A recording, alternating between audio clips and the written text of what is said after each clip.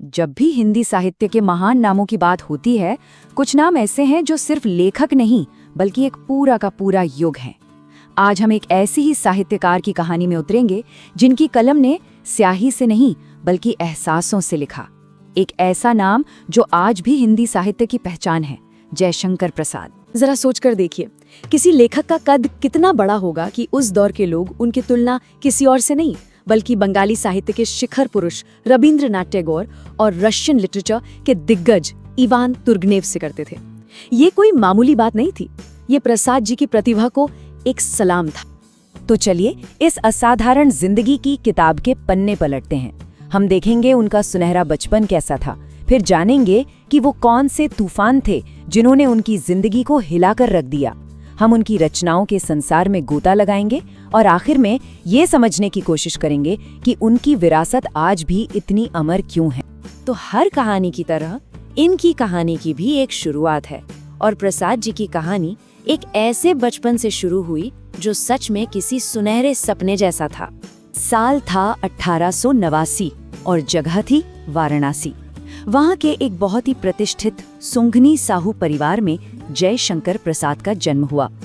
उनका बचपन हर तरह की सुख सुविधाओं से भरा था। वो अपनी माँ के साथ पुष्कर और उज्जैन जैसी जगहों की तीर्थ यात्राएं करते थे। घर में साहित्य और कला का माहौल था। उनके पिता देवी प्रसाद जी ने ही शायद उनमें लिखने के पहले बीज बोए थे, पर किस्मत को कुछ और ही मंजूर था। प्रसाद जी अभी किशोर ही हो रहे थे कि उनके पिता का साया सिर से उठ गया। ये उनके सुनहरे बचपन पर लगने वाला पहला ग्रहण था और वो ग्रहण जल्द ही एक भयानक तूफान में बदलने वाला था। यहीं से प्रसाद जी की जिंदगी का वो दौर शुरू होता है जो आंसुओं और मुश्किलों से लिखा गया। एक ऐसा दौर जिसने उन्हें हमेशा हमेशा के लिए बदल दिया। पिता को गुजरे अभी ठीक से 4 साल भी नहीं हुए थे कि उनकी माँ भी चल बसी। सोचिए उस नौजवान मन पर क्या गुजरी होगी जो अब इस दुनिया में लगभग अकेला ही रह गया था। अब घर की, उनकी पढ़ाई लिखाई की हर तरह की जिम्मेदारी उनके बड़े भाई शंभू रत्न के कंधों पर आ गई। एक ही झटके में सब कुछ बदल चुका था। लेकिन मुसीबतों का सिलसिला यही नहीं रुका। एक तरफ परिवार बिखर रहा था तो दूसरी तरफ आर्थिक संकट ने भी दरवाजे पर दस्तक दे दी। परिवार की शान, उनका सुंघनी साहू का वो जमा जमाया व्यापार पूरी तरह से ठप हो गया।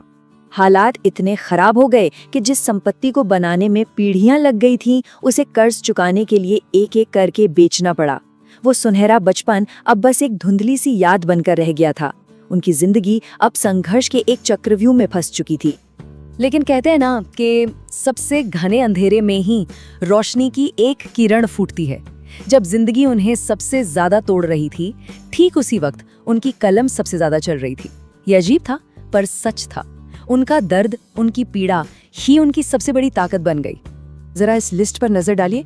एक तरफ कामायनी जैसा महाकाव्य जिसे आज भी मॉडर्न हिंदी का गौरव माना जाता है, तो दूसरी तरफ स्कंदगुप्त और चंद्रगुप्त जैसे ऐतिहासिक नाटक जिन्होंने इतिहास को स्टेज पर जिंदा कर दिया।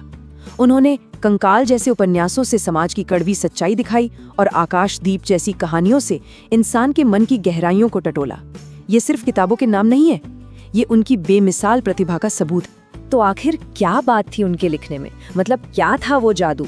उनकी भाषा पर संस्कृत का गहरा असर था जिससे उसमें क्लासिकल गहराई आती थी। उनकी हर एक लाइन इमोशन से भरी होती थी, जिसे कहते हैं भावमयता। और एक खास बात, उन्होंने आम मुहावरों और विदेशी शब्दों से दूरी बनाए रखी, जिससे उनका स्टाइल बिल्कुल अनोखा और शुद्ध बना रहा। उनकी कला की एक झलक इन लाइनों में महसूस कीजिए। बीती विभावरी जागरी, अंबर पनघट में डुबो रही तारा घट ऊषा नागरी। मतलब सुबह हो गई है, जागो। सुबह रूपी एक चतुर स्त्री आकाश रूपी पनघट में तारों रूपी घड़े डुबो रही है। शब्दों से ऐसी तस्वीर बना देना, बस यही तो प्रसाद जी का जादू था। लेकिन जिस शरीर ने इतने तूफान झेले थे और जिस दिमाग ने साहित्य के इतने सागर रचे थे, उसकी भी तो एक सीमा थी। अब हम कहानी के उस आखिरी पड़ाव पर हैं जहां से उनकी अमर विरासत की असली शुरुआत होती है। वो जो सालों का संघर्ष था, वो जो चिंताएं थी, वो सब अब उनके शरीर पर अपना असर दिखाने लगी थी। कलम तो चल रही थी, लेकिन उस कलम को पकड़ने वाले हाथ अब थक रहे थे। उन्हें यक्ष्मा यानी टीबी की बीमारी ने घेर लिया और 1937 में सिर्फ 48 साल की उम्र में हिंदी साहित्य का ये सूरज हमेशा के लिए अस्त हो गया।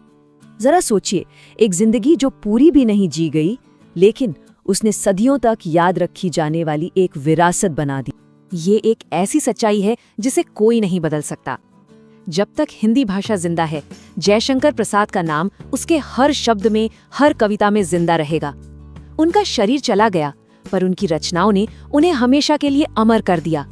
और आखिर में प्रसाद जी की पूरी जिंदगी हमें एक बहुत बहुत गहरे सवाल पर लाकर खड़ा कर देती है।